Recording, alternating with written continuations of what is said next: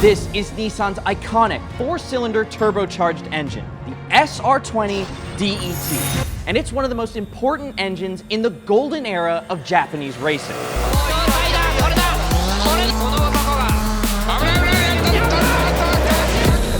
But some people absolutely hate it. Why? Today, I'm gonna find out. Yeah! I'm gonna dissect this engine piece by piece and look at the main criticisms to see if the internet's hate is valid or if this truly is God's motor. Right now, I'm driving a Nissan Silvia S15 Spec R. Some would say the epitome of the rear-wheel drive SR20 DET configuration. It makes 250 horsepower and 215 foot-pounds of torque at 7,000 RPMs, all thanks to a nice T28 ball-bearing turbo. The power band is so sharp on this car. When the SR20 came out in 1987, Nissan didn't even know it was in store yet. Originally, it was made to phase out the aging CA18 platform due to tightening emissions regulations. In fact, the SR didn't even come in an S chassis first. It came in a front-wheel drive economy car known as the Bluebird. But Nissan didn't just want to build an economy engine. They wanted to build a turbocharged party animal. The one we have right in front of us is a red top out of an S13 Silvia Coupe. The S13 was their first ever rear-wheel drive turbocharged application. The 180SX hatch had the black top, and then the S14 and S15 had the notch top. They redesigned the valve cover to accommodate for more baffling and the VTC timing gear. We don't have that one on this, so we don't have to worry about it. Let's get this sucker off.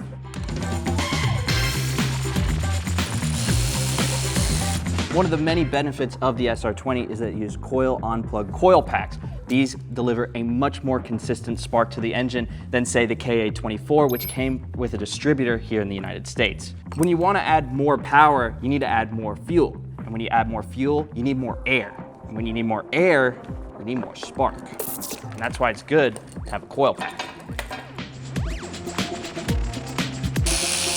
It's time to see the insides. Look at that. Whoa, that is nice. That's a lot of silicone though. Right there, look at that, that's a big gloop. Looks like some sort of alien organism. If any of you guys want this, I do have a valve cover already at home for this motor. So, I don't know, like the 8th person to hit me up on Instagram, you can have it. I don't need it. Okay, wow, this looks really clean, except, that's a bolt. We got a bolt in our head. Dude, I bought this in a back alley off some guy, and he was definitely trying to screw me. Can't believe that. Dude, if this thing was in here when we started it, it would have been catastrophic. I'm gonna get a magnet. That's insane.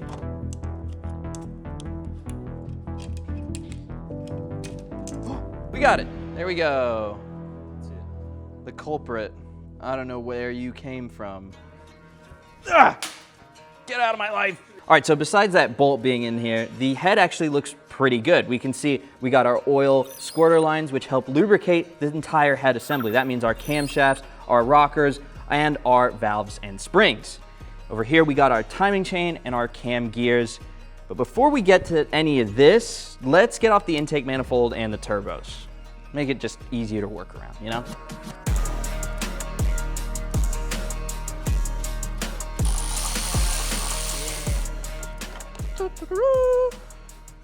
Our exhaust manifold. Time for my favorite part of the day, when I whip out the WD-40. There we go. Ooh, yeah. These rusted bolts ain't gonna know what hit them, dude. Look at that. By the early 2000s, everyone was importing these things in the United States. You could get a whole Silvia front clip, that's engine, the body panels, maybe even the transmission, for like 1,200 bucks. People were putting them into A86s, S2000s, and even Chris Forsberg's Formula D debut in 2004, he showed up in a 350Z with an SR20 DET in it.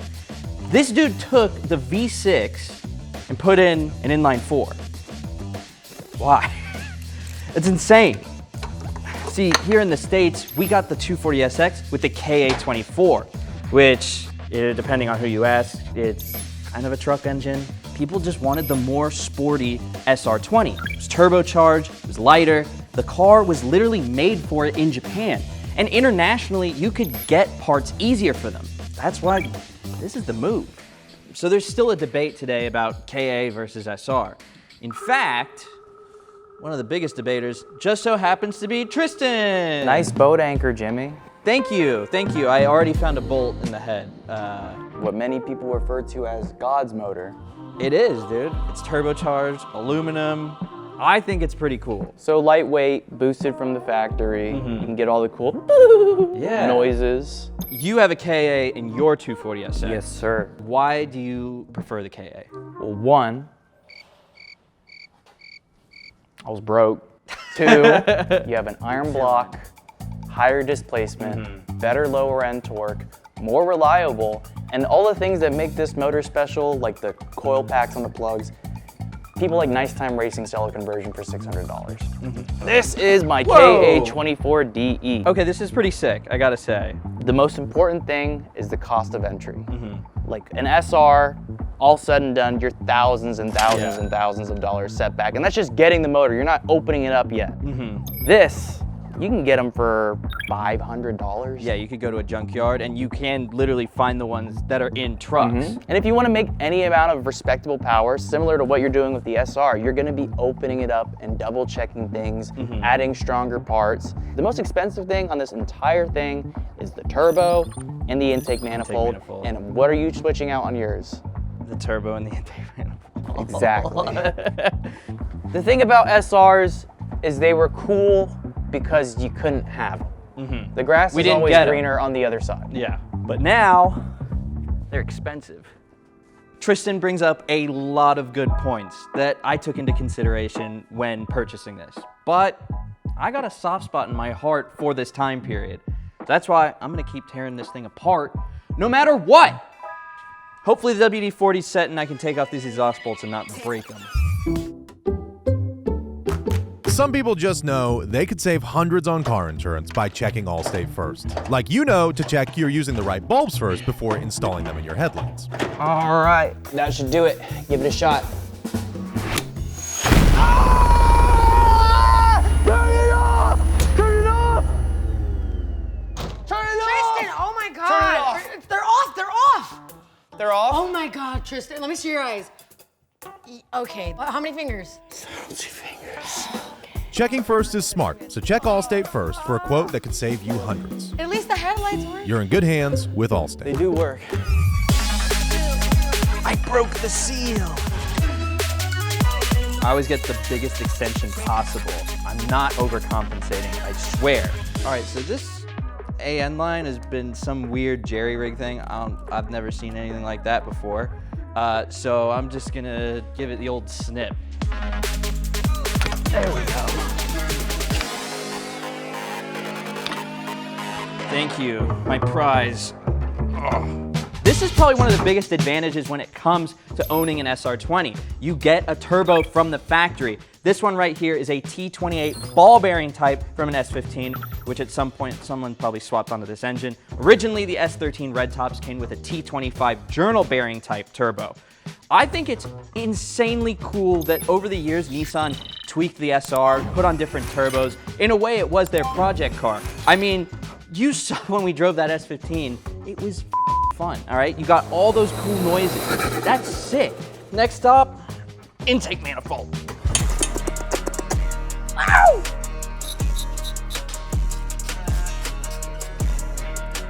Watch this. Not even Bruce Lee could do that. Time to use my little trusty orange hammer.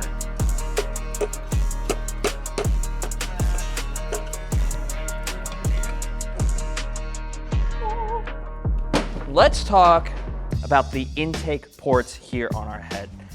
Probably one of the coolest things about the S13 SR20.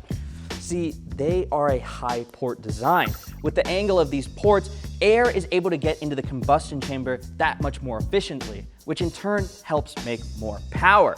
Now, on the S14 and S15, they got a low port design due to government regulations with emissions. Kind of lame, but very cool that you can kind of see the back of the valve from just looking down here. Imagine if you put like ITBs on this thing, instead of going with a turbo, you can just feed air, right? Just jam air right in there. Just jam it, yeah.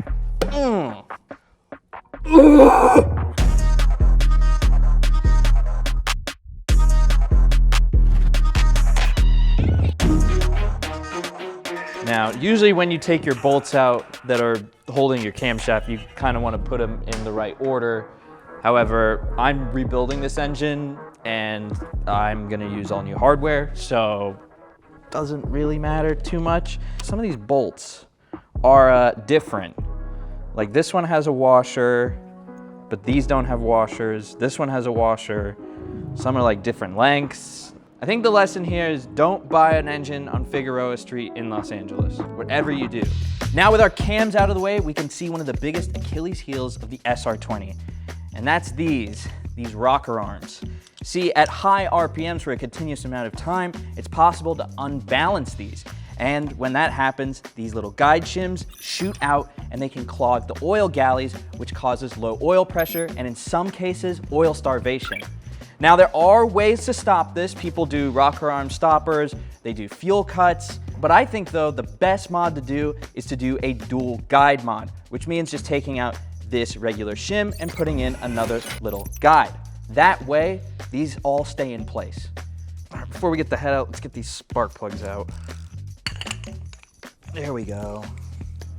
They look a little oily. That's good. I mean, it's got a little white on there. Spark plugs really do tell the story of the engine, you know? It's like a murder scene, almost. Looks a little fouled. These little clues right here are leading me to believe there might be something more to this engine in the block. So let's get the head off and see how I am.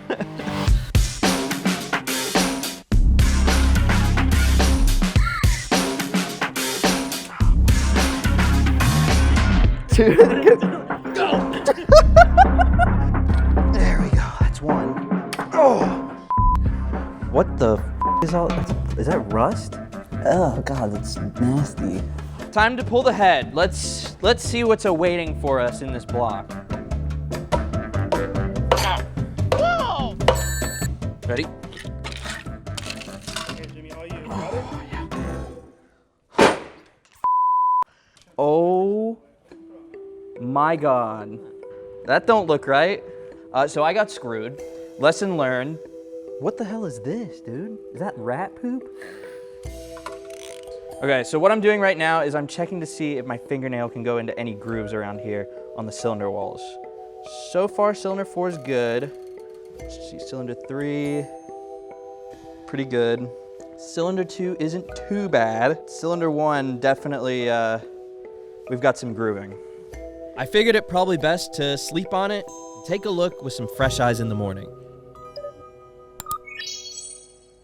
All right, so last night we took the head off and we found something very concerning. So today I got my 2 best detectives with me to check out the scene of the crime. Let's check out the cylinder walls.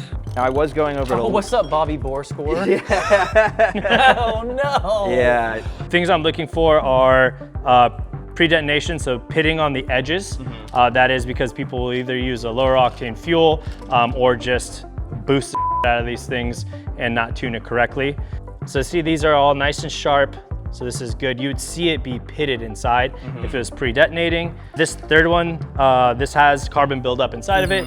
More than likely, that's gonna be because of an old leaking injector, just throwing too much fuel in there and it's not getting burnt up all the way. None of them look like they're steam cleaned, which would be a blown head gasket a lot of times. Water goes in there, cleans it out heavily. As a donor motor to start rebuilding, so far, just with the naked eye, this looks pretty good. I would be pretty stoked on it. Thanks, boys, for welcome. giving me the reassurance. I'm gonna keep tearing this thing down, and hopefully I don't find another crime scene. I hope so too. Yeah. Let's go get some lunch. Let's go eat some worms. Later, Jimmy. Now that we've kind of talked about this, let's start taking apart the underside of this engine.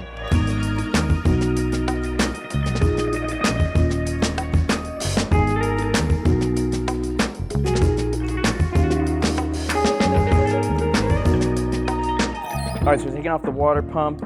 I would say the water pump and the oil pump are pretty much the heart of the engine. You know, they pump fluids in and out so that everything is circulating nicely. There we go. This hammer might look cute, but it means business. I don't want to like hit it and then it pops off and falls. Here's your blades that pump your coolant. Let's take off our oil filter sandwich plate now. Take off the thing. That oil is very dirty looking.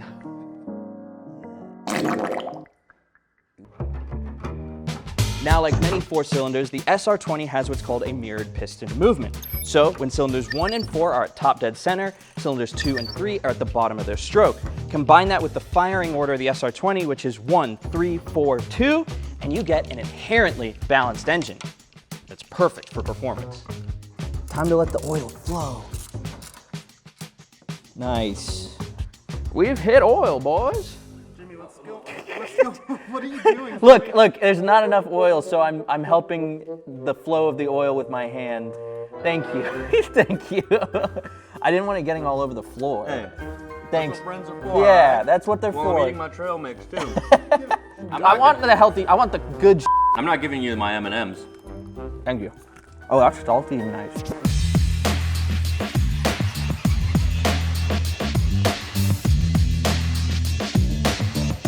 Give it the old twist. There we go. Nice. All right, time to flip it. Let's see the bottom end of this thing.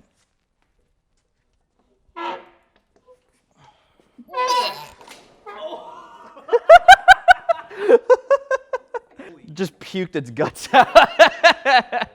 So right now we are taking off our lower oil pan, and that way we can access more of our upper oil pan, and then we can get to our front cover, and then we can finally down to the block, start taking out our main girdle and our pistons.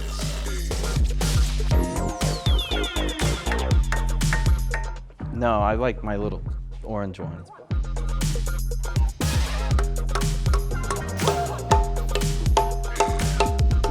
All right, Heber has been begging me to hit it with his big black hammer, so I'm gonna let him have the opportunity. Go for it, bud. I don't know if that's, yep, okay. You're denting the oil pan. Oh no. Is that, oh my God, dude. Well, good thing I got a new one in my vault of old JDM parts.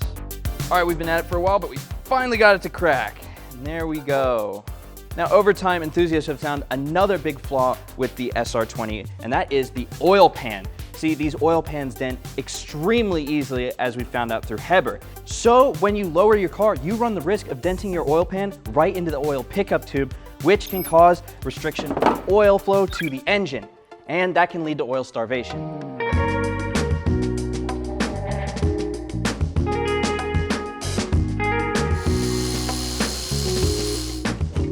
There we go. All right, ready? Oh. All right, so now that we got our upper oil pan off, we can really start to see the insides of this engine. However, before we get to any of that, let's talk about one of my favorite Easter eggs, and that is this little kangaroo right here.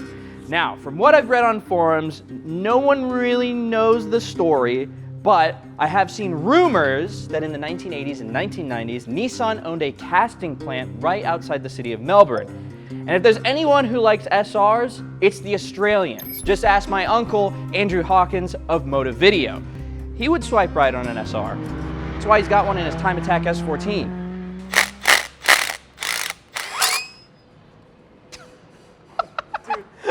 I don't know where it went. Is this it? Yeah, look at that. Yeah, go for it.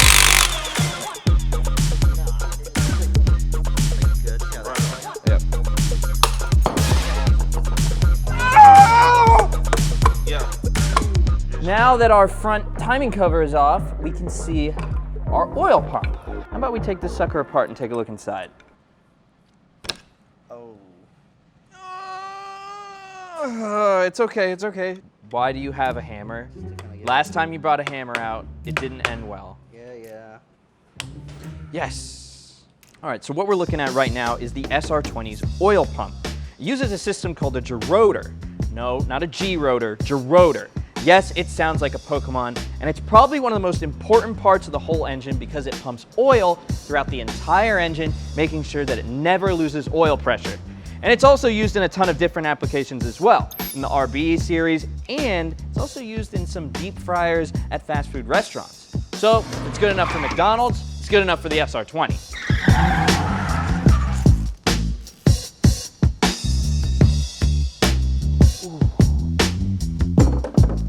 And there we have our timing chain. I can use that on my bicycle later.